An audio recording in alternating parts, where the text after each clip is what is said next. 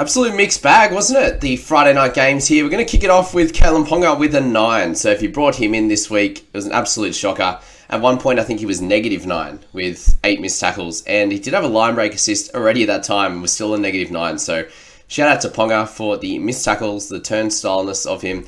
It's sad to see, really, because obviously the talent that he is. And in contact last week, he wasn't that bad. And this week, it was a bit of a pull his pants down moment on that left edge for them. Right edge for the Eels, and there's some massive scores up above. So let's get straight to them now. And our highest score of the year, I believe, 103 for Mitchy Moses. We have 100 from Munster and Cleary, if I'm correct, and a 98 for Heinze. So 95 this week, bastard.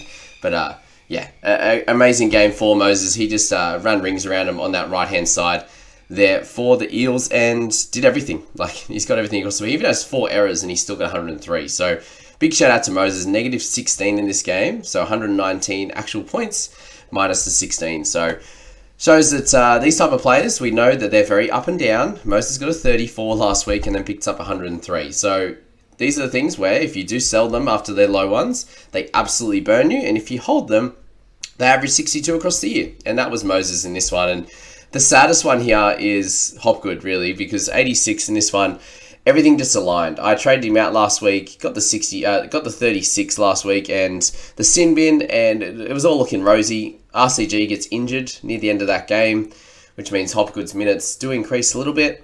And then Madison's out with the flu. Didn't play his flu game. They sat him out, and very upsetting to those that had a Madison trade locked in, or they do own him. That was very frustrating. Had to try and scramble to play one of your lesser guys, obviously, with Madison being just under 800k. It's a big miss in your squad if you're sitting there with Grant and or Haas as well. And then any of like Lioro or Gatoa, it makes it very hard to field a really strong 17. And that just, what it did do is really help Hopgood and any of his owners. And I did see a few people actually bring him in this week. And I know that he'll be very popular next week. So frustrating for myself having traded him out. Obviously, the 36 wouldn't have helped me last week, but holding on to him this week would have been even better. But it is what it is. 86 for him. He'll definitely be an option over the bye period. Moses will be as well, but he'll be up on that price of 774. He'll be back up to 790, 800 after this one. I haven't looked at his break even yet, but incredible game for any of your Eels guys, really. Even like Penasini was okay. He had a couple of line breaks, but just obviously tackle numbers were a bit down. And he had a few misses and the like there. But Gutherino comes in with a 79 in this one. 2 tries from dummy half, so some terrific defence from the Knights there. One was on Frizzell. He actually spun out of a Frizzell tackle, which was really strange. And he ended up burrowing over on the right-hand side, which, there was like no one there at marker, basically, with the... who was it, Penasini getting tackled just before the line by Miller, which is actually a fair tackle, to be fair. Gutho, I brought him in Supercoach. It was a pretty crazy game for me in Supercoach. I had Gutho and Brown in this one. And then I had Johnston and Walsh in the second game. So, it doesn't always work out, does it? But anyway, a great game for Gutho. It's good to watch him play. Like, I don't think I've ever actually owned him in fantasy or Supercoach for the like. So, it was cool for that. But is he an option over the next bunch of games? Look, 44 is his average now, and that includes the 79. So really looking at him at a 40 as a 40 type of guy, 39, and I don't think that he's a clear option. There won't be games like this all the time either. So that's Gutho there. Brownie, finally a big game for him, and obviously to still get his tackle numbers up was good in a game where they would continue to score tries. So that was nice. But a line break and try for him in the first few minutes of the game just kind of made this game for me already, and I wasn't too worried having only Brownie and also Lockie Miller in this one. So, and then he had that nice line break down the sideline to get that try assist back on the inside to Shawnee Russell, which was great. So, Brownie, potential ownership of him, I think will probably rise a little bit, but just be aware that all of the attacking players for the Eels came out and did well. And that's the annoying thing with Hopgood. Like, he played massive minutes a few weeks ago, but he did not have this running game. He was... I suppose the Knights were just letting him run sort of 10 to 15 metres, and then you're getting him with momentum, being able to offload and tackle break from there, and then did have a try assist as well, close to the line, and then tackled his heart out. 45 tackles for 2 misses. One of them was right early in the game too, and then he really shored things up. So super important player for the Eels over this period, and I think that he'll go into a lot of people's sides. Gags, 65 for him in 80 minutes. So he continues to absolutely kill it. 56 he's averaging now. For him to average this and score this well in a game where they got absolutely pumped, so 2 line break assists and the try assist there. Obviously having Dom Young on his right is very helpful as well, a good finisher. But yeah, he just does everything. 7 tackle breaks, 3 offloads in a game where they got pumped. Well done. Way too expensive to pick him up now, obviously, but yeah, he just seems to do this at the start of the year, and then he must pick up a niggle or something, and then the Knights play bad and like really bad, and it doesn't help him from there. I'm not sure, but yeah, odd one with Gags there. And Fitzgibbon continues to just get around his work. 52 is his average for the year, which is wild. He pretty much gets 50 plus every single game. So this is, I believe, is his biggest of the year, and it's just all in base. You know, he's got 48 there in base, along with a turnover tackle, and offload, and 4 tackle breaks, and just neg 4 in misses and errors there. So he's been incredible. Again, not someone you want to look at. All the Knights guys have a bye next week, guys. So you're going to have to make decisions on a few of them. And one of them is Phoenix Crossland, which we'll speak about in a second. But yeah, that's the Fitzgibbon situation. Junior Barlow there with 57. A try in this one and a line break assist, 7 tackle breaks, 2 offloads. Looks really strong. Again, not really an option given he'll most likely play Origin. But yeah, good to mention in there for anyone who owns him. Brycey Cartwright, if you managed to hold on to him, he did pick up a 51. He had 7 missed tackles, but 3 offloads, 3 tackle breaks there and a line break. Did really well, and he won't lose money, which is good, given that he can get a close to 50 break even there after his 28 last week. And I think Matto will be back, so you most likely still trade him anyway if you haven't. Frizzell with 50 did end up with 5 tackle breaks to go along with his 32 tackles, 122 meters. Wasn't his best game by far, but still a 50 for him. A little bit under what he's priced at, but that's fine. Bradman Best, 2 try saves in this one and a 44. So he's continuing to improve on his average from the start of the season. A couple of good ones in a row for Best. And he outdid Penasini, who's priced very high at the 650 mark. So 43 for Penasini. That did include 2 line breaks and 7 tackle breaks. So a little bit sad on that front, given he had 10 tackles and 4 misses, which is very different to him. He's usually netting 10 to 15 points in tackles, getting close to the sort of 20 tackles and a few misses there. So yeah, not his best game for that front, but yeah, he's been consistent all year. 47 is the average for him. If you brought in Shawnee Lane, he got 1 more point than Widemure Greg, which is ridiculous. So 42 for Shawnee. There was a little bit of a worry that he could go back to this type of scoring, given he had 30-odd, and then 60, and he did go back to that 42 with no attacking stats there. He had 1 offload and 3 tackle breaks, was fine, but yeah, the base was not going to be there when they were dominating. He needed to score a try, and he was like kind of close at points, so they did like to go short to him a few times, but yeah, really it was Brownie scoring himself, Moses getting everything on the right, and then Gutho scoring as well. He's got 3 himself there, so that was that. Greg's the interesting one here. For him to get 34 tackles, he played the most minutes he ever has in an NRL game, which is an outlier for sure. But in this type of game where Madison was going to be down, you had Cartwright playing 80 minutes, you had Hopgood playing big minutes, that Widemure was going to play that, and he did well. 34 tackles in that time when they had the ball for a lot of it is actually really impressive. That's why, like, the possession actually wasn't as crazy. It just seemed that every time that the Eels got the ball, they seemed to go close to scoring. So possession-wise seemed pretty normal. It was just one of those games where, as I said, Eels just continue to score when they get ball in hand, and you have to see Brown still have 27 tackles shows that for sure. Widemure, is he going to be a trade-in this week? Potentially. He's someone that you're going to get all the way through now, and it's probably going to be a 30 to 35 minute kind of effort on a regular basis, and probably closer to 28 to 29 points, 30 maybe if you're lucky, and that would still be enough of a price rise. Like, he gets to about 270, I believe, after this, or 275, and I think that he could still make a little bit of cash, and we all just wanted to see him play this week. He did have 2 misses and 2 errors, which obviously wasn't ideal, but for him to have -8 there and still get 41, the work ethic was there, and I think Arthur will enjoy that. Okay, Miller, 40. He's going to be an interesting one next week, isn't he? A lot of people are going to be looking to trade him. He's under a 50 average now. He will lose a little bit more cash after this one, but a try saver, thankfully, helped him out. A couple of goals, the 10 tackles for 4 misses. Whatever. 6 tackle breaks there, 150 meters. He did have -12. So Miller is what it is in this game. You take that from a high level wing fullback in fantasy anyway. In a game where they got pumped, to be honest, you have to take that and move on. And I think you just hold him through the bye period most likely. Maybe trade him in 14. That could be a play for sure, or you hold him all the way through, I think. Just the question, like everyone says, yeah, someone has a bad game. In the wing fullback position, who do you trade him to? I understand you could trade him to like Drinkwater, but they both got 40 this week. You know, which way do you want to go with that? Like Miller, who has 70s and 60s, 70s and 80s in his game, or Drinkwater, who has mid-20s and then a 40 and 160. I don't know. Could work out, but he obviously is cheaper. You could bank the cash, but yeah, that's that. Mazu with 34, so did get a line break, 200 run meters, just continues to do that at least with 7 tackle breaks.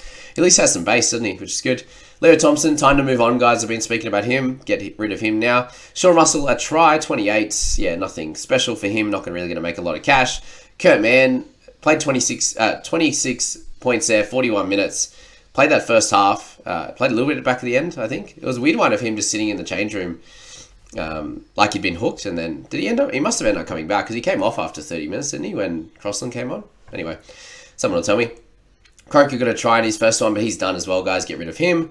Just the minutes weren't there. He even started and the minutes weren't there. Crossland, 50 minutes, 22.7 missed tackles. Wild. Absolutely wild. But obviously, in this game, when the Eels were smashing them, there's going to be some missed tackles for sure. Did get a get out of in goal, which is interesting. But for Crossland, it really just kills his price rises and his money-making potential. With having a bye next week, it's a weird one because you probably want him for round 13. He's in your half position though. He's not going to get the dual position. So it's a very interesting trade in. Obviously, if you trade him in for that 49, you're happy. The 30-odd last week, fine. 22 this week, not good. So you get him at a mid-30s average across those 3 weeks. If you brought him in the last 2 weeks, and obviously it's pretty sad.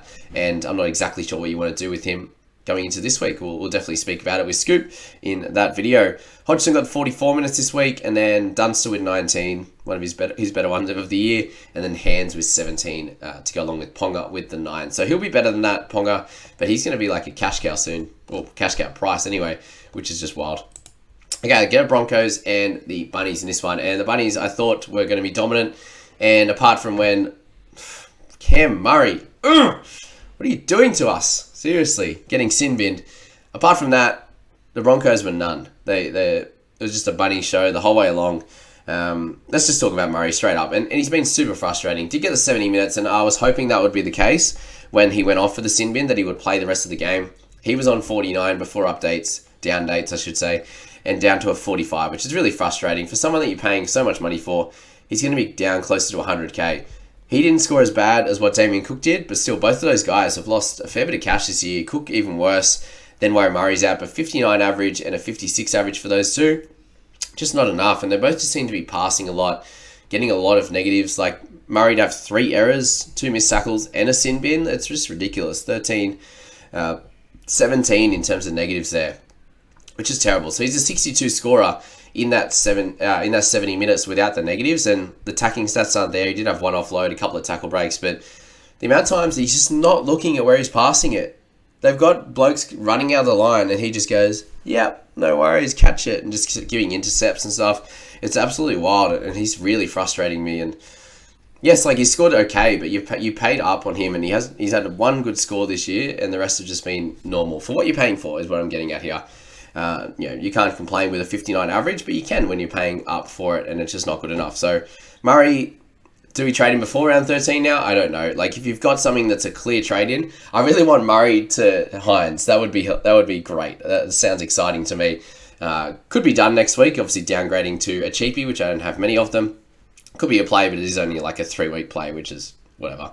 But yeah, Murray, I was annoyed with him last week, and then I calmed down across the weekend, and then we were holding strong. But yeah, we'll see what happens over the rest of the game, the rest of the weekend here. Graham, back to a 74. 3 tries in this one. He has to play Origin, doesn't he? He's incredible. Speaking of Origin players, Latrell Mitchell, far out, man. When is he going to score a low one again? What happened to those first few weeks when he was just scoring low? It was great. But not anymore. 64 for him, 2 tries, a try saver as well to go along with his goals. And yeah, just doing it every week, which is incredible. Speaking of doing it every week, Cody Walker as well with 59. He has been amazing since the start of the season as well. Him and Latrell both had a bit of a slow start and have been killing it from there. Graham was the only one that absolutely came out and smashed it from the beginning, which was good. Both of them all 3 of them not trade-ins at the moment. Carrigan 56, so yeah, thought this was going to happen. Hey, we thought it would be a closer game. Played through the middle. Carrigan was going to work hard. He got 3 offloads and 2 tackle breaks, which was great, and 54 in base with the tackling and the run meters. Obviously a few errors, some missed tackles in there, but yeah, 56 for him, you're very happy with. If you've held the whole way, still averaging 53.4 now, and is still up on his starting price in terms of what his scoring is, and he will go back up a little bit and get closer to his starting price, which is cool. Reynolds with 51, if you own him, you're happy with that in this type of game, especially when they were getting pumped. He had a really good first half in that one. Farnworth 51 as well. He did get a sin bin in this one, which was frustrating, but 12 tackle breaks early on in this game especially was incredible. Spoke about Murray, capable is not an option. Tass there with 43. He was good again. On that left-hand side with not too much going down there, Johnson got a 15. I know Scoop brought him in this week. Oh, hide Scoop. But yeah, Tass there, 43. You take that. He's priced obviously very low. 511 is his price, and somewhere in the high 30s, I believe, is where his price at. The 39 there, and doing solidly. If you need someone cheap, he's a guy that you could pop into a centre position. But yeah, most of us are pretty set now, unless a Lemuelu or something drops out. Cook there, 39. Absolutely frustrating if you own him, as I said. What do you do with him? It's probably time to move on, to be honest. Like, there's just so many bad hookers, though. Like, Grant's out this week. Robson's lucky to get 50 every week at the moment. Cook's been bad of recent time, especially 39 for him. He was better at the start, for sure. And then you've got, JMK got 39 last week. Smithy, like, is he your guy? Smithy and Tanner Boyd? If you got that combo at the moment, I think you've done really well, especially over the last few weeks. Anyway, Jairo, 37, so 43 minutes for him.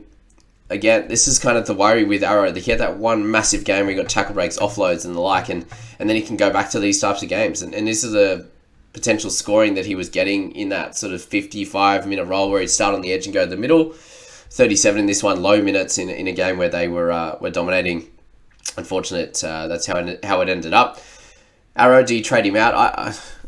He was like an average buy a few weeks ago, so if you want to trade him out, I get it. He is very expensive, so you can straight swap to anyone really in that price bracket. But yeah, Totola, he's an interesting one now. 45 minutes, and he got through it, which is great. 35 points in this one. He did have 4 missed tackles, so I think that can improve, but 192 metres to go along with the 2 tackle breaks, 22 tackles.